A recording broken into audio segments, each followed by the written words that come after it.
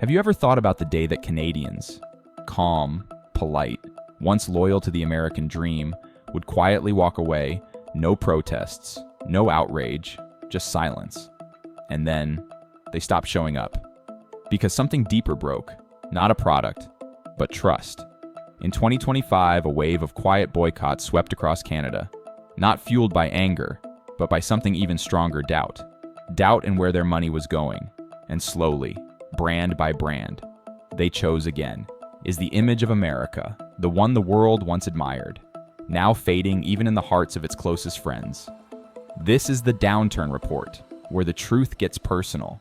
And today, we uncover the 15 US products banned across Canada. If you've ever believed that every dollar you spend says something about who you are, stay until the end, because what's happening here could be just the beginning. Number 1, Amazon. What used to be a mindless convenience, with a simple click, a swift delivery, now has become a moment of reckoning for many Canadians. In the early months of 2025, something unexpected began to unfold. Amazon, the retail behemoth that once seemed untouchable, began quietly losing its grip, not with loud protests or viral scandals, but through something far more powerful, collective refusal. It didn't begin with outrage, but with exhaustion. When the US government expanded Section 301 tariffs, the price of many everyday items surged. Canadians noticed that their usual online orders, whether it was for household goods, books, or birthday gifts, now came with a different cost. And every purchase started to feel like participation in a system they no longer wanted to support. The trust that once underpinned Amazon's dominance started to fade. According to the Canada E-commerce Association, Amazon Prime cancellations jumped by 24% in just the first 60 days of the year. Simultaneously, homegrown platforms like Book City and Etsy Canada experienced record-breaking traffic. These weren't just online trends, but symptoms of a deeper shift. In living rooms, at kitchen tables, in neighborhood cafes, conversations were changing. People weren't just asking, is this cheaper, but rather, who am I helping when I hit buy? This wasn't about rage or politics, but about rediscovering something that had quietly slipped away. Community across the country. Canadians started recommending local shops to one another. Review threads on forums were filled with love for small vendors. New apps like Local Loop flourished, matching neighbors to nearby retailers. What used to be dismissed as nostalgic thinking, shopping local, suddenly felt like the most modern, responsible choice, but with every movement there is loss. In British Columbia, an Amazon warehouse manager confessed that orders had dropped so dramatically he had to cut staff hours. That facility once supported 200 jobs. We know why customers are leaving, he said, but when they go, so do paychecks, so does food on the table. That's the paradox. The same decision that empowers one part of the community can quietly damage another. So the question remains, how do we shop ethically in a world of complicated consequences? Every tap on a screen now echoes a little louder. What once felt like nothing, a click, now feels like everything. It can build a neighborhood or unravel it, empower a small business or shutter a warehouse. And perhaps that's the real story of Amazon's decline in Canada. Not a collapse, but a transformation.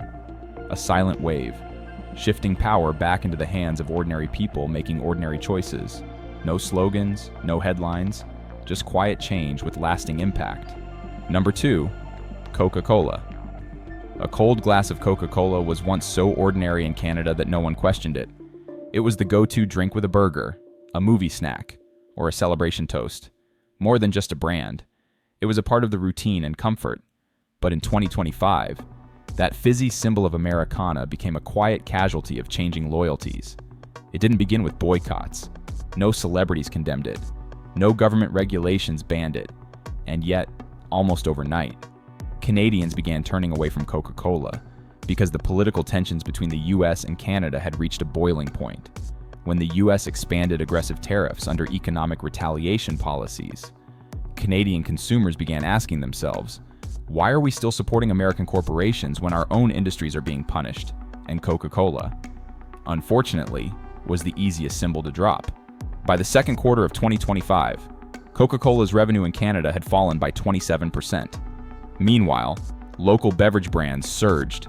Canada Dry, once just a second option, became a symbol of national pride. Smaller producers like 1642 Cola in Montreal and craft soda makers in Prince Edward Island saw their sales more than double. These weren't just purchases, they were declarations. No one needed to shout. They simply chose differently. And the message was heard loud and clear. One restaurant owner in Nova Scotia, who had sold Coca-Cola for more than 30 years, noticed the shift without a single word spoken, within 2 weeks. She removed Coke from her combos, replaced the signs, and stacked Canada Dry right by the register. It sold out within days. Then it spread. A major theater in Toronto hung a handwritten sign, Coke Free Zone. A university in Vancouver quietly swapped out all vending machines. Even upscale restaurants in Montreal began printing menus that stated, "We don't serve Coke." That once silent logo now seemed too loud for the mood of the nation. Coca-Cola's response came quickly. They launched a limited edition campaign called Northern Lights, featuring cans with maple leaf colors and even a syrup-flavored soda meant to appeal to Canadian tastes. But it felt too late. The emotional damage had already been done, and rebranding couldn't patch over what was essentially a loss of trust.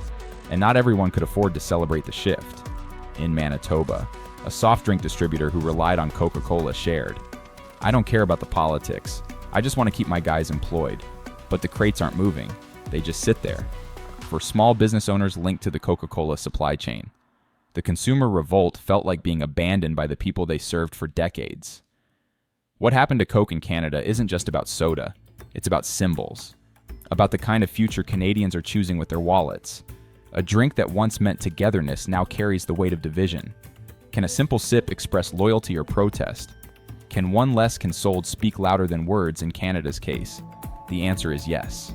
Because what Coca-Cola experienced wasn't just a drop in sales, it was a test of emotional trust. And the outcome has permanently reshaped the relationship between brand and buyer. Number 3, McDonald's. No announcements, no angry speeches, no signs waving in protest. Yet the message was deafening. Across Canada in 2025, thousands of empty red and yellow booths inside McDonald's restaurants said what no one needed to say out loud. The people were done. In a country known for its quiet resolve, silence became the loudest form of rebellion. The trigger wasn't a food scandal. It wasn't bad service. It was escalating economic tensions between the United States and Canada that ignited something deeper than politics. It stirred questions of identity, fairness, and loyalty. When the US imposed a fresh wave of tariffs earlier that year, Canadian families began making different choices in their everyday routines, and McDonald's, one of the most visible American icons, was among the first to feel the shift. By the third quarter of 2025, McDonald's Canada reported a 16% drop in revenue. That figure wasn't just a corporate metric. It was the reflection of thousands of families deciding that maybe they no longer needed what used to be a weekend ritual. The cities hit hardest Toronto, Vancouver, and Calgary, urban hubs where consumer awareness tends to ripple fastest. For example, a 47-year-old office worker in Mississauga. She used to treat her kids to McDonald's every Saturday. It was fast, affordable, and her children loved it. Until one afternoon, her young son looked up and asked a question that shifted everything, "Mom, why don't we eat something from our own country?" That question echoed, not just in her house, but in thousands of others. Since that moment, she's chosen local diners, places where the cashier knows her son's name, where the patties are made with beef from Alberta, not the US Midwest. And she's not alone. In Ottawa, Halifax, and mid-sized towns across the country, local restaurant sales have jumped by as much as 40%. On weekends, many can't even keep up with demand. But this shift isn't only economic, it's educational. Around kitchen tables, children are now learning that food choices carry meaning, that where their burger comes from, and who benefits from their dollar, is as important as how it tastes. It's not just a meal anymore, it's a lesson. A quiet form of protest passed down from parent to child. Still, the fallout isn't without victims. A 62-year-old McDonald's employee in British Columbia, who has worked behind the counter for more than 20 years. Put it simply, we're Canadians. We just wear McDonald's uniforms. We don't make the policies. Like many fast food chains in Canada, McDonald's locations are often franchised, owned by locals, staffed by neighbors, taxed in Canada.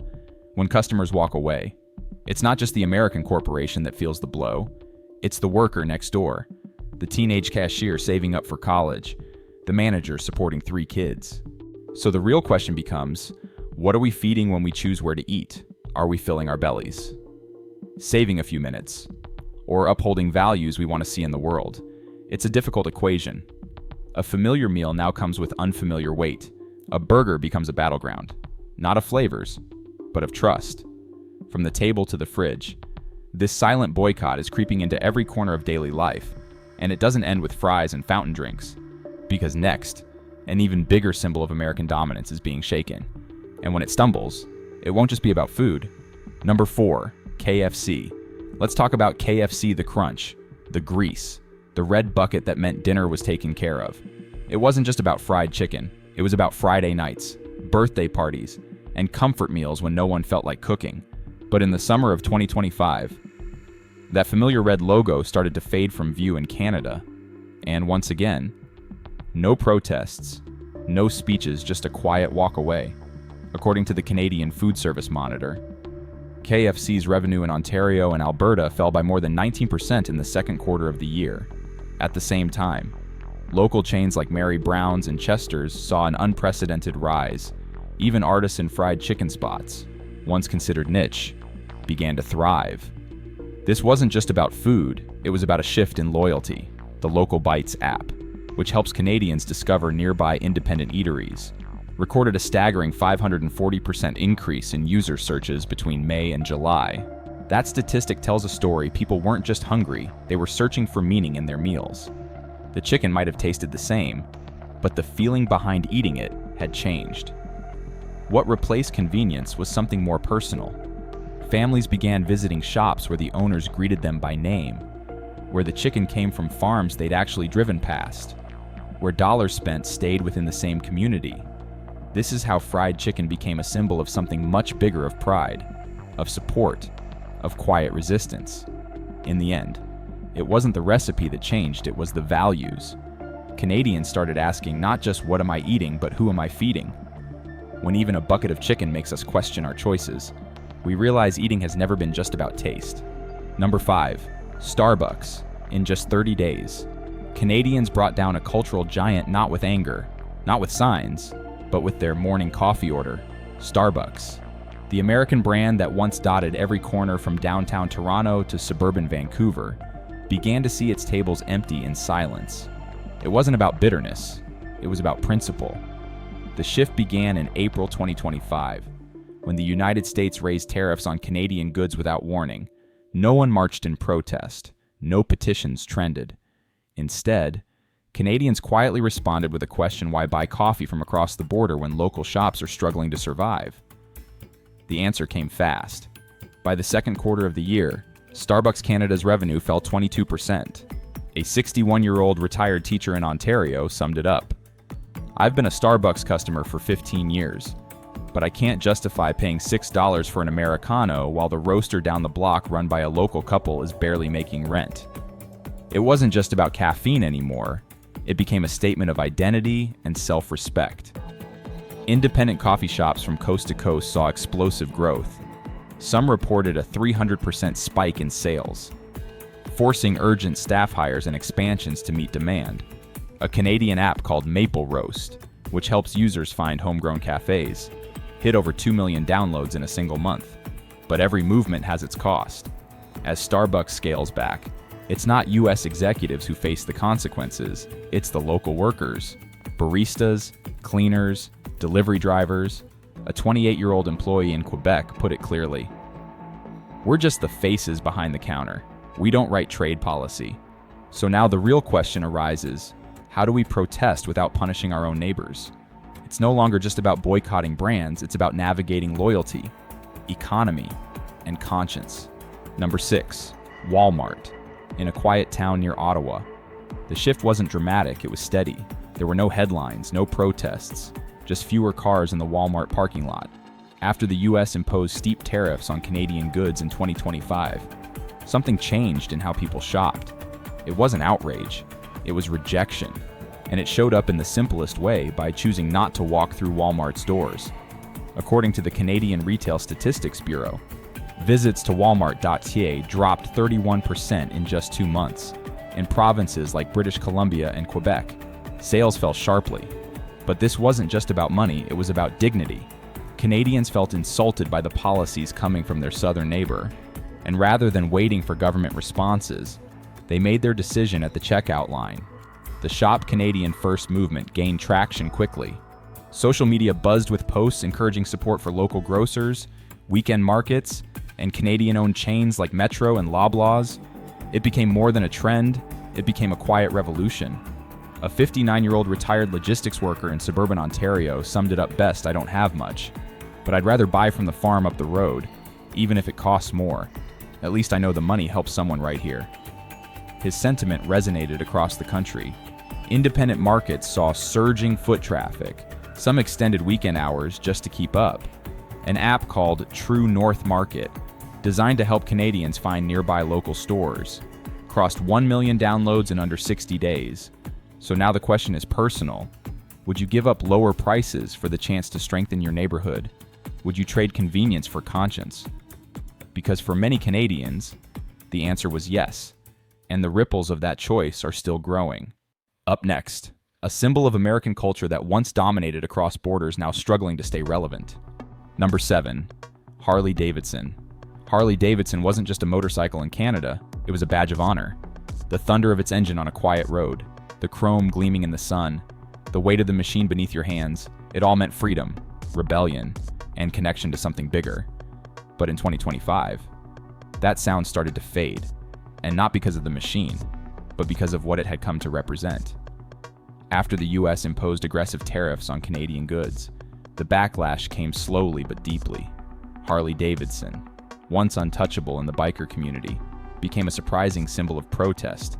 In just 3 months, its Canadian sales dropped more than 35%. Dealerships in Alberta and Saskatchewan reported such low foot traffic that some had to shut their doors temporarily. Meanwhile, brands like Triumph and Ducati saw their numbers surge. One longtime biker from Manitoba said it best. He bought his Harley after retirement, a lifelong dream fulfilled. But now, he said, I don't feel proud riding it anymore. He listed it for sale. No one called. The silence didn't end there. In Vancouver, a group of bikers organized a quiet parade, not of roaring engines, but of electric Canadian bikes. They didn't shout or protest. They just rode in silence. But the message was louder than words. The freedom Harley once stood for had shifted somewhere else. In rural towns, mechanics who built careers repairing Harleys are seeing business drop by over 60%. Some now weld farming tools. Others have closed shop entirely when loyalty turns to disappointment. The break is clean and painful. This isn't about horsepower, it's about identity. And when a symbol no longer represents the people who loved it most, it stops being a symbol, it becomes a reminder of something lost. Next, a name from your closet faces the same fate. Number 8, Nike. For decades, wearing Nike wasn't just about footwear, it was a message. Just do it wasn't a slogan, it was a mindset. To push harder, dream bigger, and carry yourself like you belong to something unstoppable. But in 2025, that message began to lose its meaning for many Canadians. Not because the shoes changed, but because the values behind them no longer felt like home. After the United States imposed harsh tariffs on Canadian exports, something unexpected happened. The boycott movement that had started with food and fuel quietly reached the wardrobe, and Nike, so often seen as untouchable, found itself on the receiving end of a growing cultural shift. According to Retail Insight Canada, Nike's sales dropped between 18 and 22% in Ontario, Quebec, and British Columbia during the second quarter of the year. While Nike faltered, Canadian brands stepped in. Vessi, a homegrown company known for its waterproof shoes, saw a dramatic increase in sales. So did several eco-focused startups making sneakers from recycled rubber and ocean plastics. These weren't just fashion choices, they were statements. A graphic designer in Vancouver, once an avid Nike collector, shared that after attending a local workshop on ethical consumption. He cleared out his collection. He now wears shoes made from plastic bottles sourced from Canadian cities. It just feels better, he said, knowing that my shoes don't come at the cost of someone else's environment or dignity. The movement spread quickly among younger Canadians. An app called Tread Right, which rates brands based on transparency, fair labor, and sustainability, reached over 800,000 downloads in just 6 weeks. That's not a trend, it's a turning point. So now the question stands: when a brand no longer reflects your values, do you still wear its logo? Number 9, Budweiser. Every Canadian summer has its rituals: barbecue smoke rising into the golden evening, kids chasing fireflies, and neighbors raising a cold beer in a quiet toast to the season. For years, that beer was often a Budweiser. From Toronto to Edmonton, it sat in coolers, clinked in cheers, and flowed in backyard celebrations. But in the summer of 2025, something changed. Budweiser was no longer there, and no one had to explain why.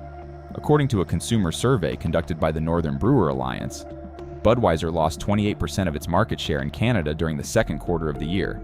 That's not a small drop, it's a cultural shift. As U.S. tariffs on Canadian exports stirred national frustration, beer drinkers across the country quietly made a different kind of statement. They didn't shout, they simply stopped buying. In the same time frame, Canadian brands surged. Moosehead, Steam Whistle, and a wave of craft breweries reported growth of over 35%. Some were forced to open new canning lines to meet demand. In Halifax, Montreal, and even traditionally American-leaning Calgary, local bars began displaying signs that read, "Craft beer only and proudly Canadian." What had once been a brand loyalists never questioned suddenly became a name many avoided. But this isn't just about economics, it's about identity. A veteran distributor in Manitoba who had held a 12-year contract with Budweiser admitted, "Orders dried up. I had to switch brands. It was hard. I've spent my life on this path." For many, walking away from Budweiser felt like saying goodbye to an old friend familiar, once beloved, but no longer aligned with who they've become. Some call this consumer liberation, others call it loss. But both agree it's a sign that values are shifting, and when a single can of beer becomes a statement, you realize that purchase decisions are no longer just about taste, they're about belonging. Have you ever stopped supporting a product, not because it changed, but because you did? If so, share your story. It might give someone else the courage to rethink too. Number 10, U.S. universities. There are dreams that don't begin with the child, they begin with the parents. In Canada, for generations, many families worked overtime, skipped vacations, and saved every penny so that their children could achieve something they couldn't: a degree from an American university. But in 2025, that dream started to shift. Not because the students lacked ambition, but because the trust in that dream had quietly eroded. According to the U.S. Department of Education, Canadian applications to American universities fell by 31% in 2025, the sharpest decline in 2 decades. At the same time, interest in universities in the United Kingdom, the Netherlands, and Australia spiked by over 40%. Within Canada, top schools like McGill, the University of Toronto, and UBC saw a notable early rise in domestic applications. The message was clear: the dream hadn't died, but its direction had changed. It wasn't loud. There were no protests or press releases, only sealed envelopes with polite rejections sent to once coveted U.S. campuses, replaced by acceptance letters from institutions closer to home or across a different ocean. Quietly, American university consulting programs in Canadian high schools started closing. Education agents who once championed Yale and Stanford now pitch Utrecht and Melbourne instead. What's slipping away is more than just tuition money. It's cultural trust. For decades, American campuses weren't just places to learn, they were symbols of freedom, innovation, and global opportunity. But when a country raises barriers and sends signals of unwelcome, even the best campuses feel distant. A college degree represents more than education. It reveals where a family places its hopes, where it believes the future will be safest, fairest, and most rewarding. And if that confidence is shaken, the diploma loses its meaning no matter the name printed on it. Has your family considered sending a child abroad? What helped you decide where their future should begin? Tell us. Because behind every acceptance or rejection letter lies a choice that's quietly redrawing the map of global opportunity for an entire generation.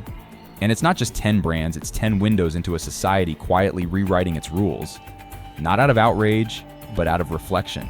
Out of a decision to choose what feels right: one cup of coffee, one pair of shoes, one dream at a time. Maybe you never imagined a sneaker or a soda could carry so much meaning.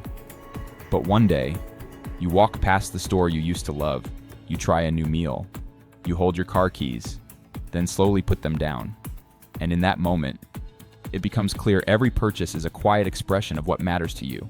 From that morning brew to the dream of studying abroad, Canadians are not walking away in anger.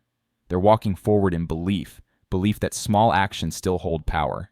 No one is forcing them to boycott or remain loyal, but every decision speaks about who they are, what they value, and the future they want to help shape. So, if you've ever made a different choice for your community, for your values, or simply because it felt right, we invite you to share it, because someone, somewhere, might be waiting for that exact story to take their first step. This video does not promote boycotts, attack any brand, or push political agendas. It simply reflects the social undercurrents and consumer behaviors emerging in Canada in 2025. Our purpose is to inform, not inflame, to open space for respectful and diverse conversations. Thank you for staying with us to the very end. If this video sparked thought, emotion, or even a small moment of reflection, consider liking, subscribing, and turning on notifications. We'll continue exploring stories where each everyday choice becomes part of a much bigger picture. See you in the next video, where we won't just look at the world with our eyes, but through the values that shape our hearts.